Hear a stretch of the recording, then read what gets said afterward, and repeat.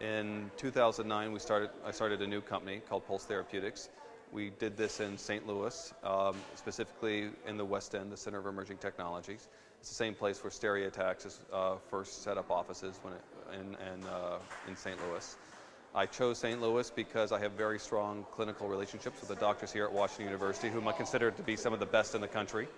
In addition, the pool of support for people at the beginning, the foundation part of the company in terms of science and technology, the CET, the MTC, the RCGA are very supportive towards young efforts. What I would say is the biggest reason that we established our company in St. Louis, and this is a story that's resonated quite well when I look out the East Coast and the West Coast. Typically when you pitch to investors out there, they say, well, if we put money into your company, we would expect you to move out here. And then I say, okay, well look, let me tell you what I've been able to achieve for $650,000 of our first money. With the first $650,000, we've absolutely proved that our experiments worked in preclinical animal studies. Absolutely put that to bed, and we're now ready to do first-in-man studies once we get more investment. Thus, thus you cannot meet the bang for the buck you get for building a scientific and clinical foundation in St. Louis. That same amount of work that you would do anywhere on East Coast or West Coast would probably run upwards of like $4 to $5 million to achieve the same endpoints, and we were able to do that for far less.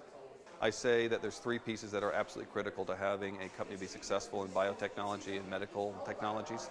Those are the technical side, the clinical side, and the business side. For biotechnology, you have to have at least the technical and the clinical side put together. It doesn't require you to have an MBA yourself, but you should basically have a partner who's an MBA or hire an MBA.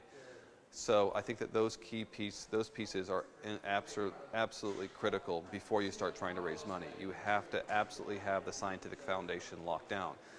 And you also have to have a way of describing the technology to non-experts. Not everybody is going to have a PhD in biochemistry or theoretical physics. You have to be able to find real-world comparisons of the technology that people can relate to on a daily basis. And I think that if you can do that and present yourself honestly, people will want to help you. They'll want to show you where you're deficient, and they'll give you suggestions about how to build a better team.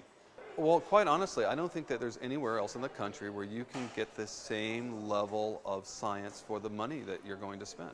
I think Jim Spencer from Newsy in Columbia put it very appropriately. You can go without a dollar much longer in Missouri than you can in any other place in the country. For a very little bit of money, you can actually get A++ scientific work done here. And I think that is the strongest reason to kind of start any company here.